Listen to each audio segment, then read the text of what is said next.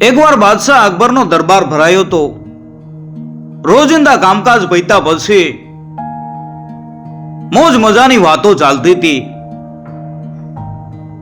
બાદશાહ અકબરને તો મસ્કરીની વાતો બહુ ગમે. જ્યારે કાંઈ ના સૂજે ત્યારે બાદશાહ બિરબલને કંઈક આડું અવડું પૂછે. એક દિવસ બાદશાહે પૂછ્યું, કેમ બિરબલ, તું તો હિન્દુ ને? એટલે બિરબલ કે, આ મહારાજ, શું તો હિન્દુ? એટલે અકબર કહે, તો શું ફેર છે આપણામાં? બિરબલ હસતા હસતા બોલ્યો, ફેર એટલો કે આપને દાઢી છે અને મારે નથી. એટલે અકબર કહે, તો દાઢી રાખે એ મુસલમાન કહેવાય? બિરબલ કે, હા મહારાજ. અકબર તરત જ બોલ્યા, તો મારવાડી અને વાણિયા દાઢી રાખે છે એ મુસલમાન ખરા કે નહીં? બિરબલ જરાય ખચકાયા વગર બોલ્યો કે નહીં. અકબરને આશ્ચર્ય થયું. એનું શું કારણ? બિરબલે ચતુરાઈથી જવાબ આપ્યો, કારણ એટલું જ કે વાણિયા અકલવાળા હોય છે. અકલ ન હોત અને દાઢી રાખી હોત તો એ મુસલમાન કહેવાત. બાદશાહ અકબરને તો આવી જ આડી અવડી વાત જોતી હતી. એમણે બિરબલને પડકાર્યો, એ વાત સિદ્ધ કરી બતાવ, નહીં તો તને જૂઠું બોલ્યાના અપરાધમાં ગધેડે બેસાડવામાં આવશે. બિરબલે પણ શરત મૂકી, પણ મહારાજ, હું કહું એમ કરવું પડશે. બાદશાહે વાત કબૂલ કરી લીધી. બધા લોકો આશ્ચર્યથી રાહ જોવા લાગ્યા કે આ વાત કઈ રીતે સાબિત થવાની. બધાને લાગ્યું કે આજે તો બાદશાહ બિરબલને જરૂર ગધેડે બેસાડશે. બીજા દિવસે બિરબલ એક મુલ્લાને સભામાં લઈ આવ્યો. બિરબલ કે, મુલ્લાજી, બાદશાહને તમારી દાઢી જોઈએ છે.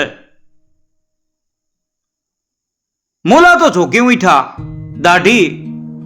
શું વાત કરો છો? એ તો ખુદાનું નૂર છે. દાઢી કઈ મુંડાવાની હોય? એટલે બિરબલ કહે,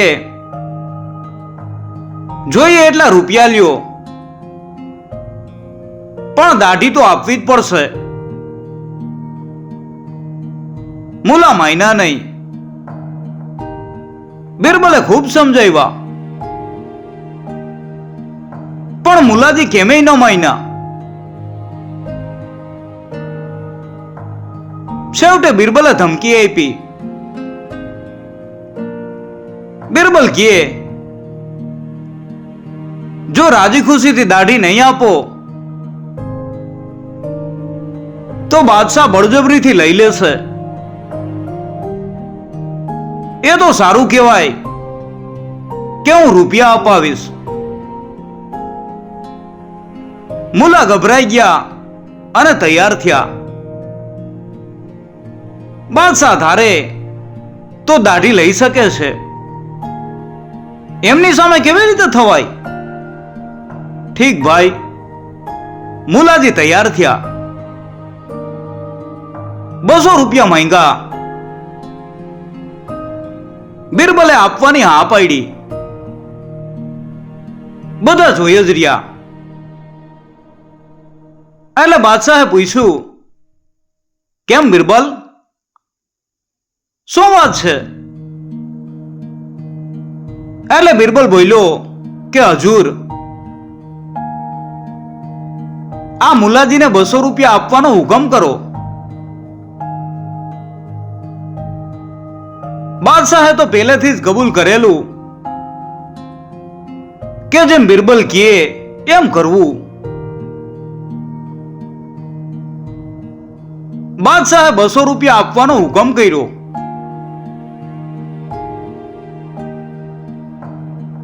બિરબલે એક હજામને બોલાવ્યો અને મુલાજીની દાઢી મૂંડવાનું કીધું.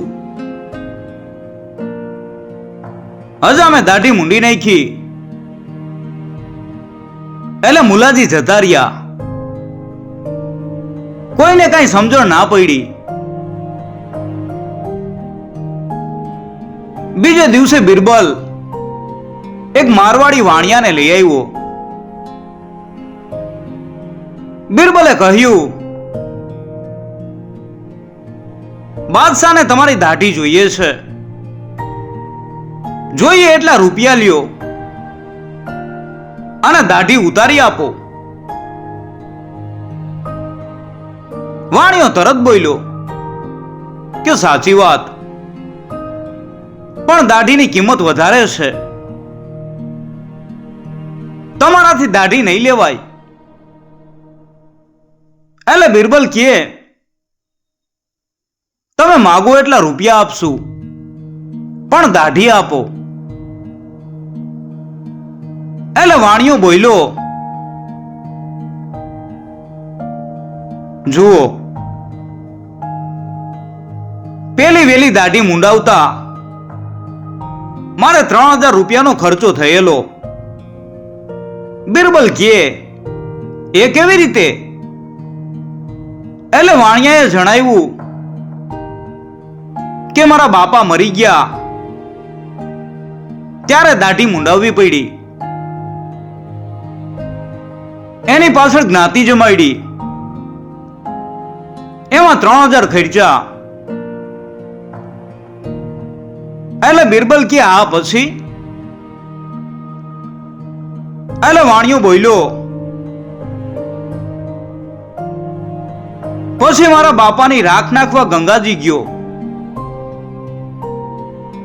ત્યાં તીર્થમાં શ્રાદ્ધ કરાવ્યું, ત્યાં દાઢી મુંડાવી, એમાં 2000 ખર્ચા. એટલે આ દાઢી પાછળ 5000 નો ખર્ચો થયો. 5000 દે તો દાઢી ઉતરાવી આપું.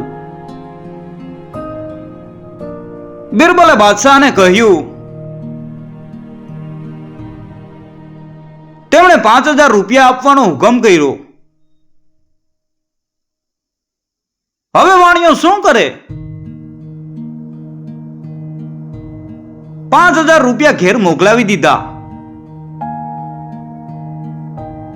પાઘડી ઉતારીને બેઠા. હજામ આવ્યો. માંડો દાઢીએ પાણી ચોપડવા.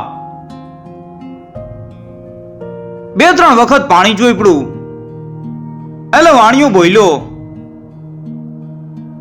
એ હજામ છે કે ગધેડો? બરાબર પાણી ચોપડ. હજામને રીસ તો ચડી, પણ કરે શું? રાજસભામાં કઈ લડવા બેસાય? બાદશાહને પણ થોડુંક માઠું લાગ્યું કે વાણિયો કેવો જંગલી છે. થોડી વાર પછી પાણી ચોપડીને હજામ દાઢી ચોડવા લાગ્યો. એટલે વાણિયો અર બોલીને એમ કહેવા લાગ્યો કે કેવો ગધેડા જેવો હજામ છે, અકલનો છાંટોય નથી. આવી રીતે દાઢી ચોડાય? લુચ્ચા, હરામજાદા, અકલ નથી. આ દાઢી મામૂલી વાણિયાની નથી,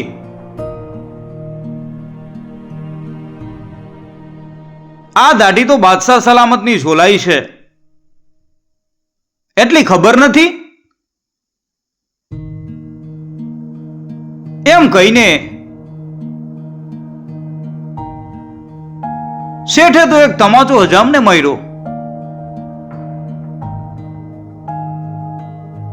હજામ હું કરતો ઊભો થઈ ગયો.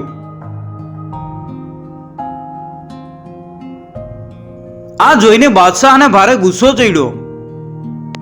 એટલે બાદશાહ કહે, અરે આ વાણિયો કેવો અકલ વગરનો છે. આ બાદશાહનો દરબાર છે, એટલું પણ ભાન નથી. એને મારીને કાઢી મૂકો. એટલે 2 સિપાઈ દોડ્યા. બાદશાહનો હુકમ હતો.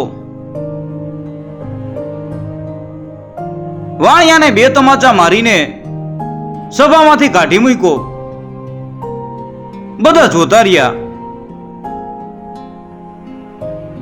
બાદશાહે બિરબલને કહ્યું, તું કેવો માણસ છે? આવા જંગલી વાણિયાને અહીં લઈ આવ્યો? જરા પણ ભાન નથી. એટલે બિરબલ બોલ્યો કે હજૂર, એ વાણિયો ખરેખર અકલવાળો હતો. મેં સિદ્ધ કરી આપ્યું કે દાઢીવાળા વાણિયામાં અકલ છે અને દાઢી મુંડાવનાર મુલ્લામાં નથી. એટલે બાદશાહ કહે, એ વળી કઈ રીતે? એટલે બિરબલ બોલ્યો, જુઓ મહારાજ, ગભરાઈને રૂપિયાની લાલચમાં મુલાએ દાઢી મુંડાવી. આ વાણિયો 5000 રૂપિયા પણ લઈ ગયો, છતાંય દાઢી મુંડાવી નહીં. એટલા માટે તો એણે જાણી જોઈને હજામને તમાચો માર્યો અને આપને ગુસ્સે કર્યા. અકલવાળો ખરો કે નહીં? એટલે બાદશાહે કાન પકડ્યા. બિરબલને ઇનામ આપ્યું અને એની ચતુરાઈના વખાણ કર્યા. બિરબલે ફરી એકવાર પોતાની અકલનો પરચો બતાવી દીધો.